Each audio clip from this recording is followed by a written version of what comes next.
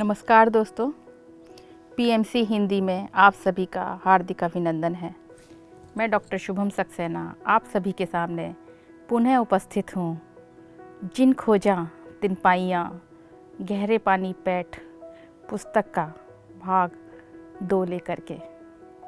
जैसा कि आप जानते ही हैं, इस बुक के लेखक हैं ओशो जी, भगवान रजनीश।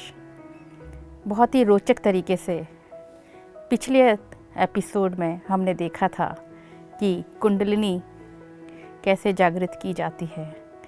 उसके ओशो जी ने बहुत ही रोचक तरीके से उदाहरणों द्वारा उसको समझाने की कोशिश की है इस पुस्तक में, जो मैं आप तक पहुंचा रही हूं। तो लास्ट एपिसोड में हमने देखा कि ध्यान करने के लिए हमें क्या क्या तैयारियां करनी हैं, जो ओशो जी ने बताई थी। अब ओशो जी कुंडलिनी जागृत के लिए जो ध्यान करा रहे हैं, उसमें वो जैसा कि बोलते हैं कि 100% लगाना है।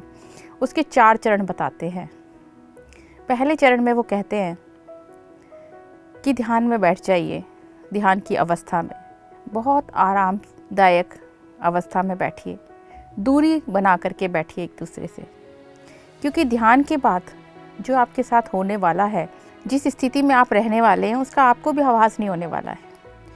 तो वो कहते हैं कि पूरे 100% हम 10 मिनट तक लगाएंगे, गहरी सांस लेंगे और गहरी सांस छोड़ेंगे, कुछ भी छूटने की उसमें गुंजाइश ना हो।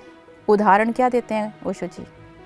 उदाहरण देते हैं कि उतना 100% लगाना है कि मान लीजिए आपसे कोई कहता है कि आप दौड़िए। अब आप दौड़ रहे हैं और आप कह रहे हैं मैंने अपना 100% दिया। फिर आप किसी एक रेस में भाग लेने जाते हैं, फिर आपसे कोई कहता है आप दौड़िए। तो क्या वो दौड़ और जो पहले आप दौड़े थे, कौन सा बेस्ट है आपका? कुछ तो बाकी रह गया था ना। अब मान लीजिए वो रेस में भी आप पूरा 100% कहते हैं हमने लगा दिया, पर मान लीजिए आपके पीछे कोई बंदूक लेके पड़ जाए और आपको मारने के लिए तैयार हो। अब आप जो दौड़ लगाएंगे वो भी 100% ही लगाएंगे। तो कुछ 1% भी आपके अंदर नहीं रहना है। आपने पूरा 100% लगा के ध्यान लगाना है पूरे 10 मिनट।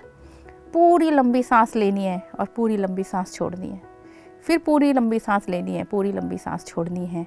और जितना आप दे सकते हैं, जितना ज़्यादा आप दे सकते हैं, उतना ज़्यादा आपको देते जाना है, देते जाना है। आप 100% में देखेंगे कि आप बिल्कुल खाली होना है।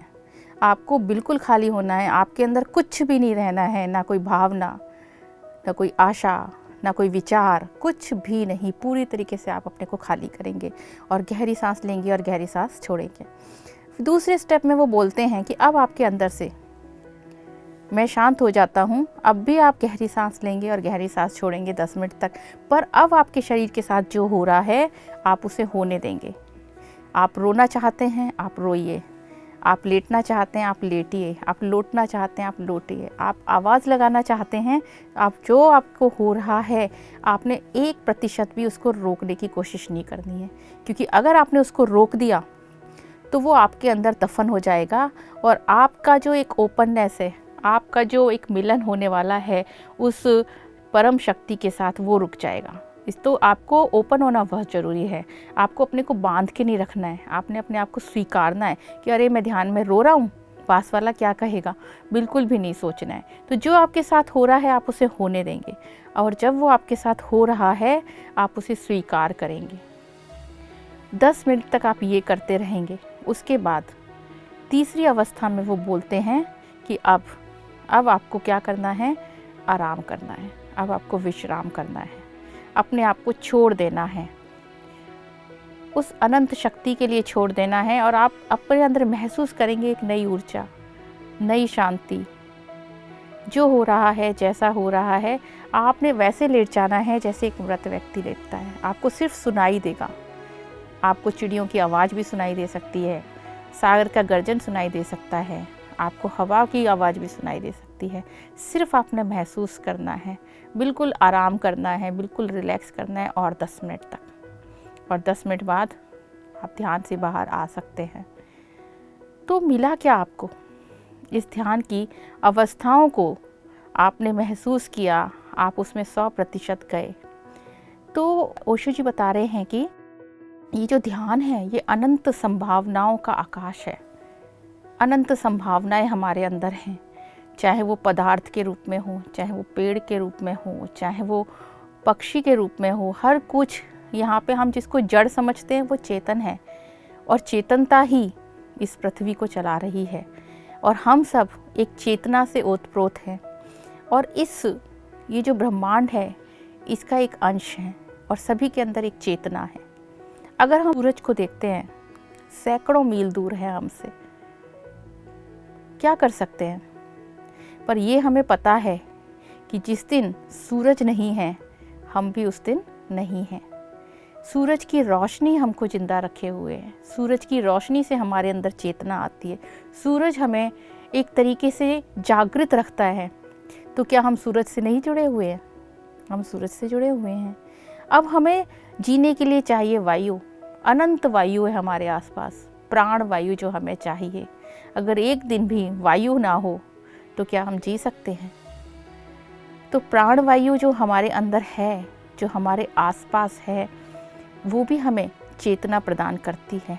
तो हम इस अखंड ब्रह्मांड के एक हिस्से हैं जो हम जान नहीं पाते, पर ध्यान के माध्यम से, ध्यान की गहराइयों से हम ये ज्ञान लेना शुरू करते हैं कि ये जो पंच तत्व हैं, ये मिलकर के हमारा शरीर बना है, ये मिलकर के ब्रह्मांड बना है, और ये पंच तत्व एक दूसरे के हम साथ रहने के लिए ही हैं। तो जो ध्यान है वो हमारे अंदर की जो जागृतता है उसको जगाता है, सुप्त शक्तियों से हमें मिलाता है, और ब्रह्मांड में हम ब्रह्मांड को अपना समझने लगते हैं। तो ध्यान हमें क्या ले जाता है? ध्यान हमें जितने भी योग की मुद्राएं हैं, आपने भगवान बुद्ध को देखा होगा, वो अलग अलग मुद्राओं में बैठे हुए हैं।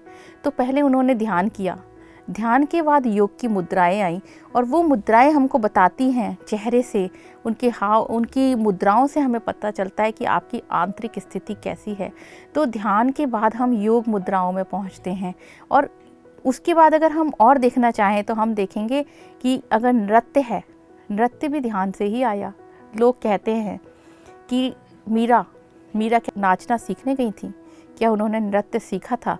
और नाचते नाचते लोग कहते हैं कि उन्होंने भगवान को पा लिया।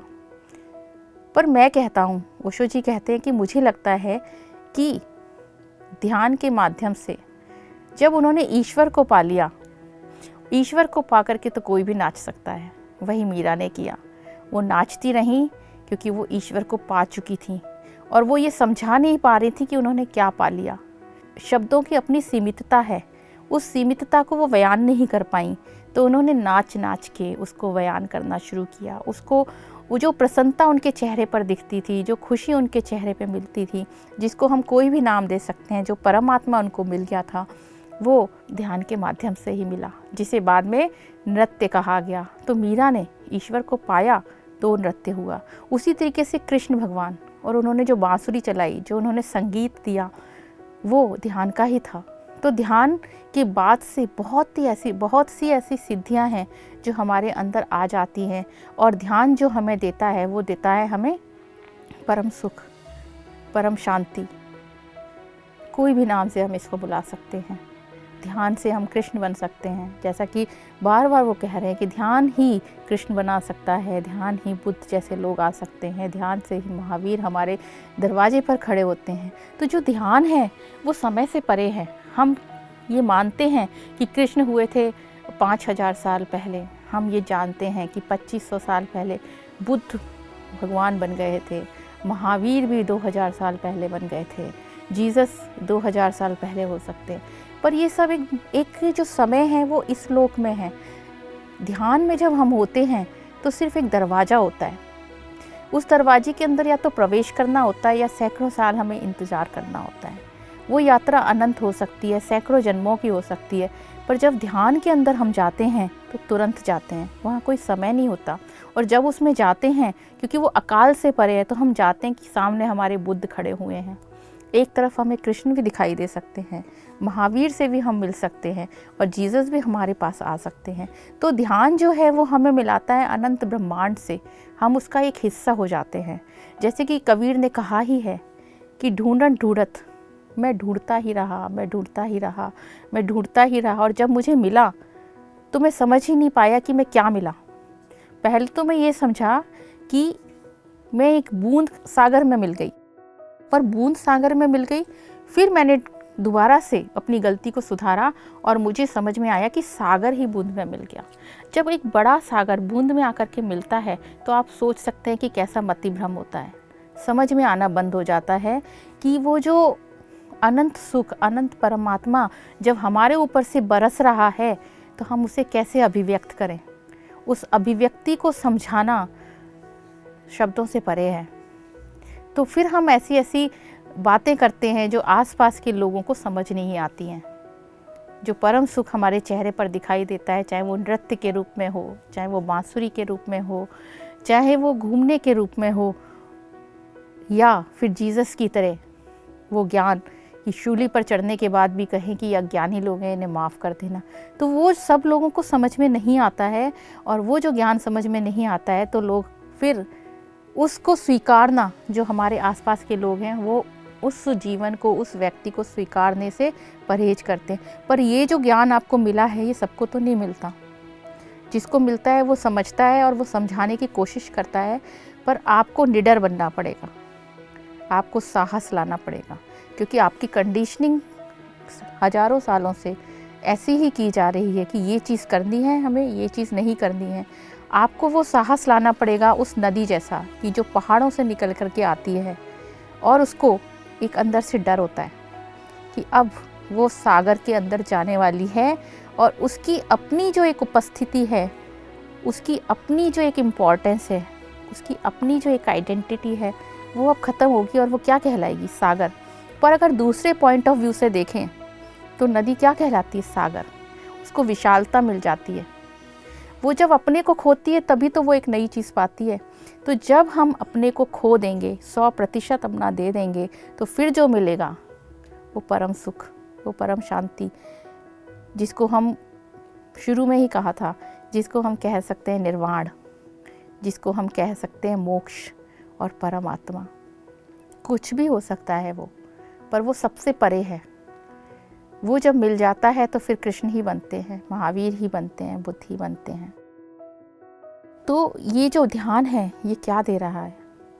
ये दे रहा है आपको साहस, ये दे रहा है आपको स्वीकार करने की चुनौती, ये दे रहा है आपको कि आप जो हैं, जो अपने आप को समझ रहे हैं वो आप नहीं हैं, आप तो कुछ और ही हैं। आप तो किसी और के लिए ही इस पृथ्वी पर आए हैं।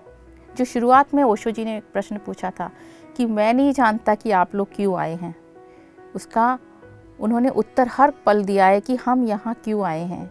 हम यहाँ पर उस चेतना के विकास के लिए आए हैं जो हमारे अंदर अंतर्निहित है, और कहीं ना कहीं परमात्मा ये चाहती है कि हम उसको जानें, अपने अंदर उसको जागृत करें और उस लेवल तक पहुँचें जहाँ के लिए हम हैं। हम सिर्फ कुछ प्रतिशत ही उसका इस्तेमाल कर पाते हैं। तो ध्यान आपको क्या दे रहा है? ध्यान आपको जीवन को बदल रहा है। मृत्यु, सबसे बड़ा डर जो यहाँ पर है वो है मृत्यु का। पर ओशो जी कहते हैं मृत्यु तो कुछ है ही नहीं। जब आप मरते हैं तो आप एक वस्त्र बदलते हैं, आप वही रहते हैं। फिर आप दूसरा वस्त्र पहन लेते हैं, पर आप वही रहते हैं। फिर आप अगर तीसरा वस्त्र बदलते हैं, फिर भी आप वही रहते हैं। आप वही रहते हैं, पर जब आप ध्यान करते हैं तो आप बदलते हैं। कैसे बदलते हैं? आपकी आत्मा बदलती है। आप एक नए जन्म के भागी होते हैं। आप मृत्यु से आगे बढ़ जाते हैं। आप उस परम सुख को पा लेते हैं, परम तत्व से मिल लेते हैं जो ध्यान आपको देना चाहता है। तो दोस्तों, ओशो जी कहते हैं मुझसे पूछा जाता है कि कुंडलिनी जागृत करना एक बहुत बड़ा खतरा है। तो मैं कहता हूँ हाँ है, खतरा तो है, पर उस खतरे को हमें समझना होगा कि जब एक कोयला हीरा बनता है तो उसको अपने कोयलापन को छोड़ना पड़ता है ना। अगर जब तक वो कोयले से हीरा बनाने की प्रक्रिया में जाएगा नहीं, अपने कोयलेपन को छोड़ेगा नहीं, तो वो हीरा कैसे बनेगा? यही खतरा है। और जब एक नदी समुद्र में समाने से पहले अपने को रोक ले कि मैं तो नदी ही रहूँगी, मैं सागर नहीं बनना चाहती, तो उसके अस्तित्व को खतरा तो है ही। कोयले को भी खतरा है और नदी को भी खतरा है, पर ये खतरा तो उठाना पड़ेगा ना, क्योंकि सामने एक विशालता है। उस विशालता को पाने के लिए अपने आप को पाने के लिए इस खतरे को उठाना पड़ेगा। यही खतरा है बस, और कुछ खतरा नहीं। और हमारा जीवन जो अभी तक सुप्त था, जब हम ध्यान में जाते हैं, अपने आप को जानते हैं, और जो हम हैं, जो हम अपने आप को मानते आए हैं, जो हमारी जीवनचर्या है, उसको तो बहुत बड़ा खतरा है। क्योंकि अब हम उस जीवनचर्या को बदलने वाले हैं, हम उस विशालता की तरफ बढ़ने वाले हैं। जड़ थे हम, चेतन बनने वाले हैं। तो जब चेतना जागृत होती है तो सब कुछ बदलता है। हमारा जीवन जीने का ढंग बदलता है, हमारा विचार बदलता है, हमारी दिनचर्या बदलती है, हमारे दोस्त बदलते हैं, हम बदलते हैं, पड़ोसी बदलते हैं, और जो अभी तक की कंडीशनिंग हो रखी थी वो भी बदलने लगती है। तो ये बहुत बड़ा खतरा है, अपने अस्तित्व का खतरा है, मृत्यु से भी बड़ा खतरा है। क्यों? क्योंकि मृत्यु, जैसा कि पहले बताया ओशो जी ने, मृत्यु तो सिर्फ वस्त्र है। यहाँ तो हम बदल रहे हैं और उस विशालता की तरफ बढ़ रहे हैं जो असली अस्तित्व है हमारा। तो कुंडलिनी सिर्फ खतरा है उस आम जन के लिए जो उस प्रकाश को नहीं जानते, उस परम सुख को नहीं जानते। पर जब वो जान जाते हैं तो फिर वो वापस क्यों नहीं आते? तो वो कृष्ण बन जाते हैं, और उसको फिर जो नहीं जानते वो पूजा करते हैं। और हम सभी में वो शक्ति है कि हम सभी कृष्ण बन सकते हैं, हम सभी महावीर बन सकते हैं। सिर्फ पूरे 100% प्रयास के साथ जागृत होने की ज़रूरत है। और मृत्यु क्या है? छोटी सी एक पृथ्वी लोक की सिर्फ एक छोटी सी भूमिका है जिसमें वस्त्र बदल। तो ध्यान तो उससे भी बड़ी मृत्यु है, क्योंकि ध्यान आपको पूरा बदल देती है। आपके अंदर से मृत्यु का डर खत्म हो जाता है। तो ध्यान में जाना, ध्यान के चारों चरण को जाना, और जिसमें आप, जब ओशो जी कहते हैं कि जो तीसरा चरण है जिसमें आपको पूछना है हु एम आई, मैं कौन हूँ, मैं कौन हूँ, मैं कौन हूँ, और जब ध्यान में आप ये बार बार पूछेंगे तो आपको उत्तर मिलेगा कि आप कौन हैं। आपको पता चलेगा कि आप यहाँ क्यों आए हैं। जो पहला प्रश्न उन्होंने गोष्ठी में शुरू में ही कहा था कि आप यहाँ क्यों आए हैं, मुझे नहीं पता, पर मुझे ये पता है कि मैं यहाँ क्यों आया हूँ। तो वो ज्ञान बांटने का जो सुख है, जो ज्ञान बांटने की उनका दायित्व है, उस दायित्व में कहीं ना कहीं मैं भी शामिल हूँ कि मैं भी चाहती हूँ कि जो ज्ञान मैंने ओशो जी की बुक पढ़ के पाया वो आप तक पहुँचे, कि हम यहाँ क्यों हैं, हु एम आई, हम क्यों हैं यहाँ पर, हम यहाँ क्यों आए हैं। तो हम आए हैं ध्यान करने, हम आए हैं ज्ञान पाने, हम कोयले से बनने आए हैं हीरा, और हम आए हैं उस जड़ से चेतना में। जड़ और चेतना कुछ है ही नहीं। ओशो जी यहाँ पर ये और क्लियर करना चाहते हैं कि जिस कण को हम देख रहे हैं उसमें भी चेतना है, जिस फूल को हम देख रहे हैं उसमें भी चेतना है, जिस पत्थर को हम देख रहे हैं वो भी चेतना है। एक और बहुत अच्छा उदाहरण वो देते हैं कि पत्थर फूल को देख करके बोलता है कि क्या फ़ायदा तेरे इसको, सुबह खिलेगा, फिर फूलेगा, फिर तेरे अंदर बहुत अच्छी खुशबू आने वाली, और शाम को मुरझा जाएगा, और मुझे देखो मैं वहीं पड़ा रहूँगा, सुबह भी जैसा था वैसा ही, और शाम को भी जैसा हूँ वैसा ही। तो ओशो जी कहते हैं कि जिसमें जितना जीवन है उसको उतना ही सहना है, क्योंकि जो जीवित है उसी को तो बदलना है, पत्थर को क्या बदलना, उसकी अपनी चेतना है। तो जब आप फूलते हैं और उसकी महक जो दूसरों तक पहुंचाते हैं, और उसके बाद उस जीवन में दूसरा जीवन लाने की कोशिश करते हैं, यही तो जीवन है। जिन खोजा तिन पाइयम, गहरे पानी पैठ, कबीर जी के इस दोहे से हम उस सच तक पहुंचते हैं कि हमारे सभी के अंदर एक ऊर्जा है, ऊर्जा के क्षेत्र हैं जो सुप्त अवस्था में, जिनका हमें कोई भान ही नहीं है, और हम सभी में वह शक्ति है जो हमें उस परमात्मा से मिला सकती है, और हम भी परमात्मा बन सकते हैं। पर हम ये स्वीकार नहीं करते। क्यों? क्योंकि हम ना अपने को बदलना चाहते हैं, ना हम इस सोच को मानना चाहते हैं। हम जानते तो हैं, हम मंदिरों में जाते हैं, हम पूजा स्थलों में जाते हैं, वो किसी भी धर्म के हों, और हम ये मानते हैं कि भगवान है। तो हम मानते तो हैं पर हम जानना नहीं चाहते, और अगर हमें जानना है तो हमें इसे स्वीकार करना पड़ेगा और ध्यान में हमें बैठना पड़ेगा। उन ऊर्जा केंद्रों को जो सिर्फ 5% उससे भी कम जो हम इस्तेमाल करते हैं, उनको जागृत करना पड़ेगा। और वो शक्तियाँ हम सभी के अंदर हैं। और ये जो ज्ञान हमें ओशो जी देना चाहते हैं कि उन शक्तियों के साथ हमें सहयोग करना है। और वो सहयोग हम कब कर पाएंगे? वो हम तब कर पाएंगे जब हम ध्यान में बैठेंगे और ध्यान की चारों अवस्थाओं में हम पूरा 100% देंगे। और हम अपने आप से बार बार पूछेंगे कि हम कौन हैं, हु एम आई, मैं कौन हूँ, मैं यहाँ क्यों आया हूँ, और पूरी तरीके से सरेंडर करेंगे अपने आप को। तो हमें ऊर्जा का सहयोग करना है, हमें 100% सहयोग के साथ आगे बढ़ना है और हमें ध्यान में जाना है। जब हम ये कर लेंगे, जब हम ये विधियाँ अपना लेंगे, ओशो जी द्वारा दिए गए ज्ञान को समझ लेंगे, तो हम भी राधा की तरह नृत्य कर सकते हैं। जीसस की तरह हमारे अंदर भी एक कंपैशन आ सकता है, क्षमा कर देना, स्वीकारना आ सकता है। हम भी निडर बन सकते हैं, करेज अपने अंदर ला सकते हैं, साहस ला सकते हैं कि समाज ने हमें जो दिया है वो हमें आंख बंद करके स्वीकारना नहीं है। जो जीवन हम जी रहे हैं, सुबह उठना है, दोपहर में सोना है, रात में खाना है, वो उससे आगे बहुत कुछ है। तो ओशो जी कहते हैं कि ये ज्ञान अगर आपने लिया और आपने उसको समझा, तो मैं ये समझूंगा कि मैं और आप मिलके कुछ अच्छा कर सकते हैं। और अगर आप नहीं समझ पा रहे हैं तो आप भी यहाँ से 3 दिन बाद ऐसे ही निकल जाएंगे और आप छू भी नहीं पाएंगे। तो जो मेरे पास है, मुझे पता है, मैं आपको देना चाहता हूँ। आपको उसको समझना है, आपको उसको सहयोग करना है। और जब आप सहयोग करेंगे तो आप खुद पाएंगे कि आप बदल चुके हैं, आप बदल चुके हैं, आपका जीवन बदल चुका है, आपकी सोच बदल चुकी है और आप जो परमात्मा है वो आपके ऊपर गिर रहा है। और जब परमात्मा आपके ऊपर गिर रहा होता है तो आप सोच सकते हैं कि आप सागर बन चुके होते हैं। और सागर का जो बहाव है, सागर की जो गर्जना है, सागर का जो विशाल है, जो ब्रह्मत्व है, उसका जो परमात्मा है, जो परम सुख है, वो आप खुद अनुभव कीजिए।